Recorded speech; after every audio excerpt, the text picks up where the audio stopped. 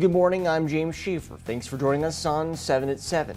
We start off with a UNLV update. Nearly 2 weeks after a gunman killed 3 faculty members and seriously injured a 4th on campus, thousands of UNLV graduates are celebrating earning their degrees.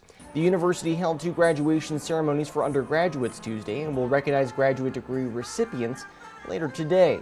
Tuesday's ceremonies were the first since the December 6th shooting. At the beginning of the noon ceremony, Executive Vice President and Provost Chris Heavey said they were coming together to celebrate the achievements of graduates, but they also carry the weight of profound sadness and loss. A moment of silence was held to honor and remember the victims.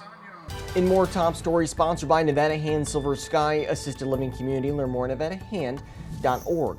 A recording of the 911 call shows the immediate frantic moments after a man discovered the scene of a murder-suicide that left 4 dead and a child clinging to life. In the call, a man can be heard telling the dispatcher that one of the children was still trying to breathe moments after the shooting.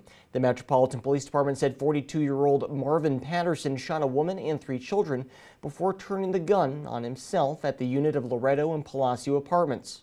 And a Las Vegas judge declined to dismiss an indictment on Tuesday against a teenager accused of killing a 66-year-old bicyclist in a fatal hit-and-run crash. 18-year-old Jesus Ayala is accused of ramming a stolen vehicle into the back of Andreas Probst's bicycle in August, killing the retired police chief.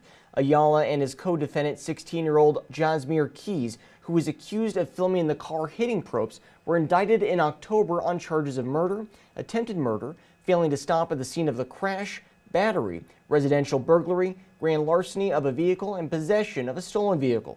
And a teen decided to leave Ohio in 1979 with 2 male friends to hunt for her biological father in California, but her family never heard from her again. 19-year-old Gwen Mary Story's body was found in a field which was the former site of the El Rancho Vegas Hotel in the area of Sahara Avenue and Las Vegas Boulevard. At the time, the coroner's office conducted an autopsy and determined she was the victim of a homicide, but she was never identified until now, on November 15th, nearly 44 years later.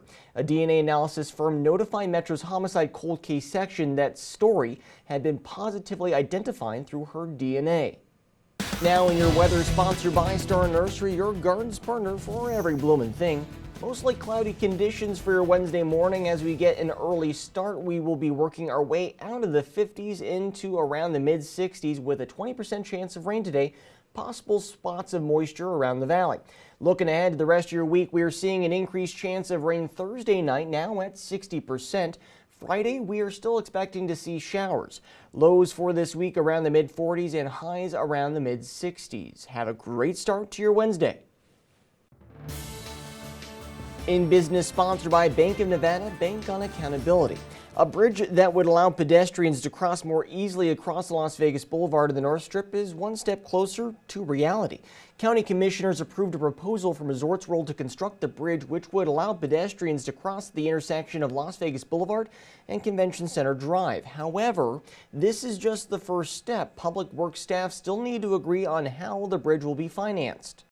And Circus Sports will assume operations of Silverton Casino Lodge's sports betting operation in a temporary location set to open on January 1st. The permanent Circus Sportsbook at the Silverton location is being renovated and is scheduled to open in March. The temporary location will be at the site next to Shady Grove Bar and Lounge. Sports brought to you by Station Casinos, STN Sports. Download the app today. The Golden Knights fell short in the first game of their road trip on Tuesday night.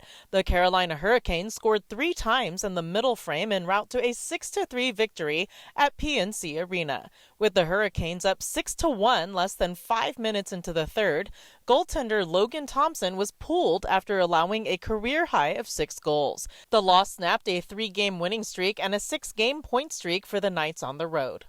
In health, sponsored by Boulder City Hospital, we're here for you when you need us. Long-term care insurance and medical insurance are both important for addressing late-stage medical problems and ensuring quality of life. But what's long-term care insurance as compared to just medical insurance? Well, KFF News tells us that long-term care insurance is for people who may develop permanent cognitive problems like Alzheimer's disease or who will need help with basic daily tasks like bathing or dressing. It can help pay for personal aids, adult care, or institutional housing in assisted living facilities, or a nursing home.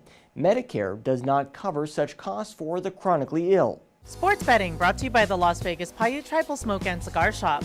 College football bowl season rolls on with the Boca Raton Bowl on Thursday, and Syracuse is a 2.5-point favorite at the Westgate Superbook, with South Florida a plus 115 moneyline underdog. The total is 56.5.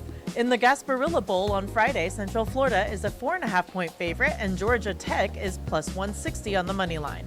The total is 67.5 and continues to climb as both teams will be without several key defensive performers.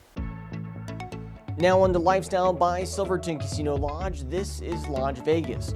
Marvel Avengers Station at Treasure Island's last day of operations will be January 1st. The interactive exhibit on the second floor of the North Strip property has been open since 2016 as an experience and retail space filled with authentic props and costumes from the Marvel Avengers movie franchise.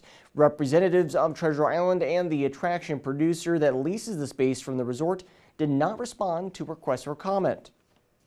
In entertainment sponsored by Arizona Charlie's has live entertainment every weekend at both locations. Go to ArizonaCharlies.com to see who's playing.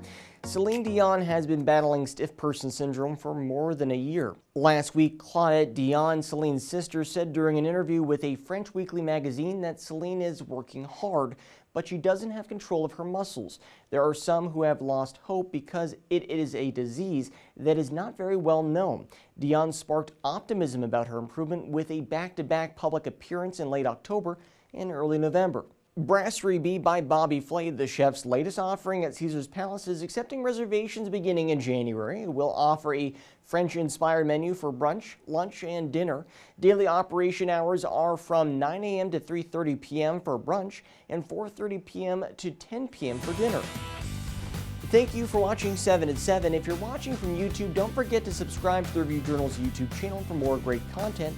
Watch Las Vegas breaking news streaming live on your OTT device. We'll see you back here later today for more 7 at 7. Review Journal Studio sponsored by Adam Kuttner. Get the maximum settlement as quickly as possible. This 7 at 7 update sponsored by Pro Group Management. You're watching 7 at 7 from the Las Vegas Review Journal.